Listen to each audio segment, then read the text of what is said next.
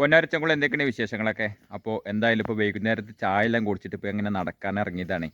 അപ്പോൾ എന്തായാലും ഇപ്പോൾ ഞായറാഴ്ചയൊക്കെ അല്ലേ, വൈകുന്നേരം ആയിക്കഴിഞ്ഞാൽ പിന്നെ ബിഗ് ബോസ് തുടങ്ങും. ബിഗ് ബോസിൻ്റെ മുന്നിൽ തന്നെയാണ് കേട്ടോ ഇപ്പോൾ.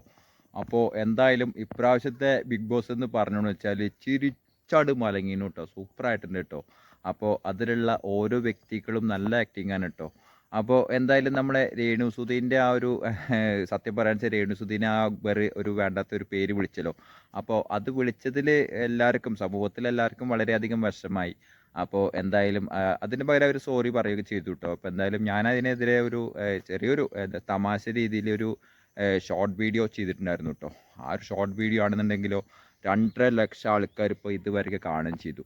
അപ്പോൾ ചുരുക്കി പറയുകയാണെന്നുണ്ടെങ്കിൽ എനിക്ക് ഈ ഒരു അക്ബറിനോട് യാതൊരു ദേഷ്യമോ കാര്യങ്ങളോ ഉദ്ദേശിച്ചിട്ട് ചെയ്തതല്ല കേട്ടോ. അപ്പോൾ എന്തായാലും സമൂഹത്തിലൊരു സ്ത്രീനെ പബ്ലിക്കിൽ പറഞ്ഞപ്പോൾ പബ്ലിക്കിൻ്റെ രീതിയിൽ തന്നെയാണ് ഒരു ഇത് പറഞ്ഞത്.